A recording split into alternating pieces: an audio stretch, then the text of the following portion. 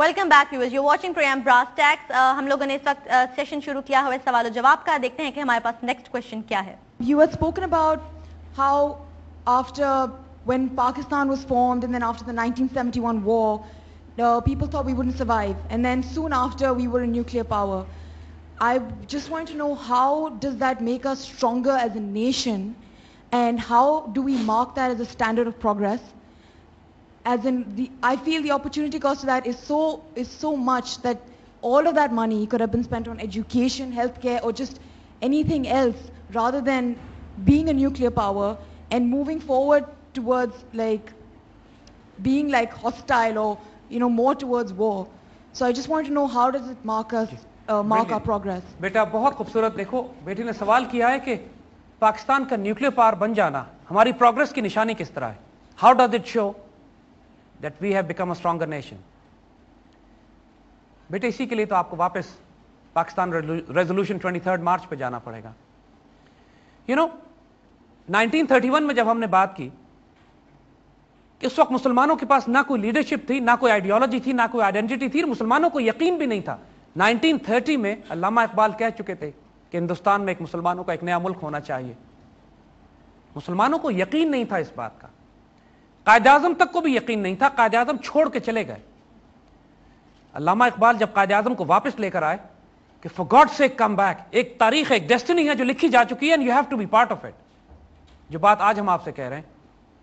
1935 میں قائد اعظم نے واپس آنے کے بعد جب مسلم لیگ کے الیکشن میں حصہ لیا، would you believe what happened? پورے انڈیا میں مسلم لیگ کو ایک سیٹ نہیں ملی. There was a complete rout. اور Congress became the most strongest party under the umbrella of the British empire. اور ان 4 سالوں میں جو کانگریس نے کیا، پھر جب کانگریس کو پہلی دفعہ 1000 سال سے مسلمان انڈیا پر حکومت کر رہے تھے، انہیں ہندوز پہ، پھر مسلمانوں سے حکومت انگریزوں نے لی. ہندوؤں کے لیے تو صرف حکمران بدلے تھے، پہلے مسلمان پھر انگریز. لیکن جب 1000 سال کے بعد پہلی مرتبہ صرف چند صوبوں میں کانگریس کو حکومت ملی، تو انہوں نے کیا کیا؟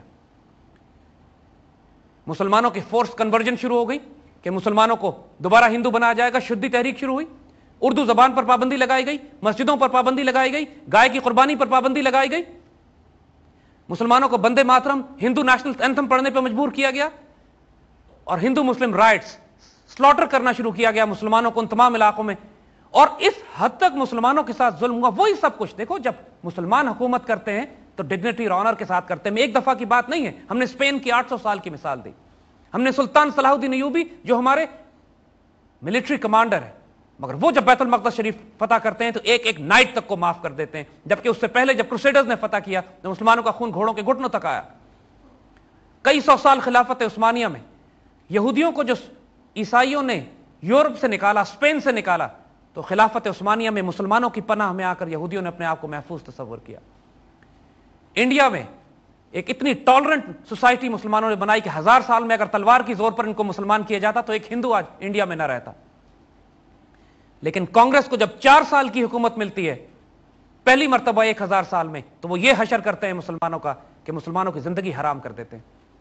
اور اس کے بعد قائد اعظم جیسے شخص، قائد اعظم جو سیکولر لبرل ڈیموکریٹ، جن کو دنیا جن سے زیادہ ویسٹرنائز مسلمان آپ نہیں پیدا کر سکتے ظاہر میں، قائد اعظم مسلمانوں کو حکم دیتے ہیں ڈے آف ڈیلیورنس مناؤ، یوم نجات.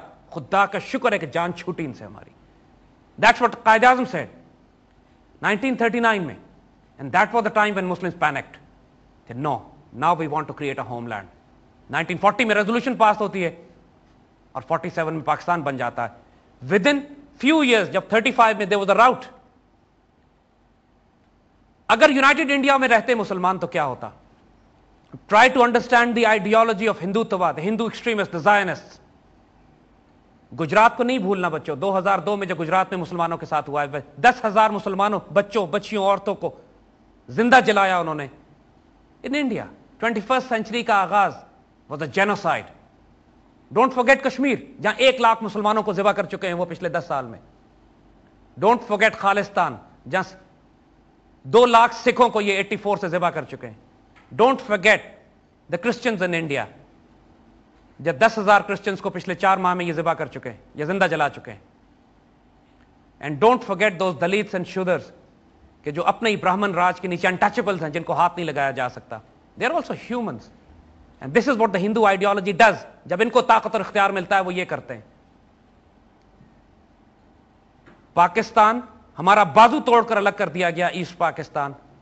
کس لیے؟ کس طرح وہ کر سکے یہ؟ اس لیے کہ ان کے ڈیزائر ہے گریٹر انڈیا، ان کی خواہش ہے گریٹر انڈیا. وہ ابھی تک وہی ڈریم رکھتے ہیں کہ سنگاپور سے لے کر کابل تک ان کی ایک حکومت بنے گی، اور پاکستان اس کی راہ میں سب سے بڑی رکاوٹ ہے. 1971 میں we were a weak nation, we had no military power, اور ہمارا ایک گھٹیا دشمن ہے.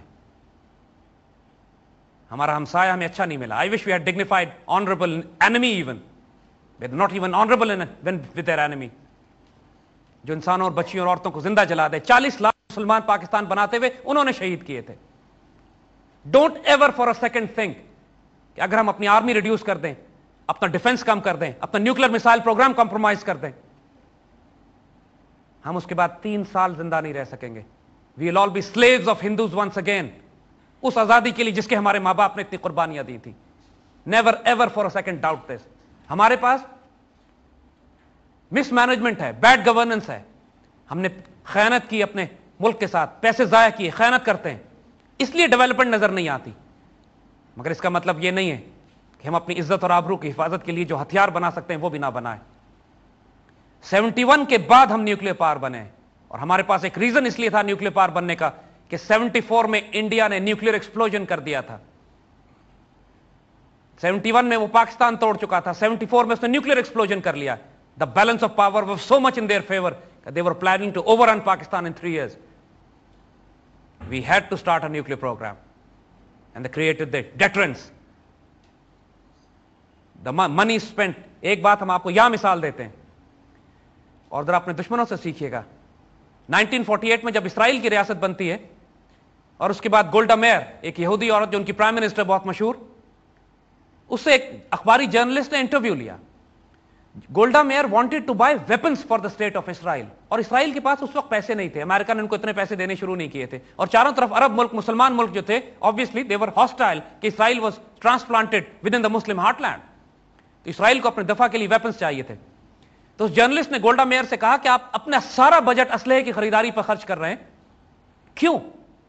You should spend this money on development, education, health care, roads, construction, housing. تو گولڈا میئر نے کہا کہ میں ایک بات تم سے کر رہی ہوں، لیکن اس کو چھاپنا نہیں جب تک میں مر نہ جاؤں. اور کہتی ہے کہ میں نے مسلمانوں کے نبی حضور صلی اللہ علیہ وسلم کی سیرت کو پڑھا ہے، اور میں نے ان کی زندگی سے ایک ایسا سبق سیکھا ہے کہ جو غیرت مند اور دلیر اور عزت دار قومیں سیکھتی ہیں. میں نے یہ تاریخ میں پڑھا کہ جب حضور صلی اللہ علیہ وسلم کا انتقال ہوا تو گھر میں 3 دن سے کھانے کے لیے کچھ نہیں تھا، لیکن گھر کی دیوار کے اوپر تلواریں، تیرے، نیزے، کمانے اور اسلحہ اتنا بھرا ہوا تھا کہ جو ایک مجاہد کے گھر میں ہونا چاہیے.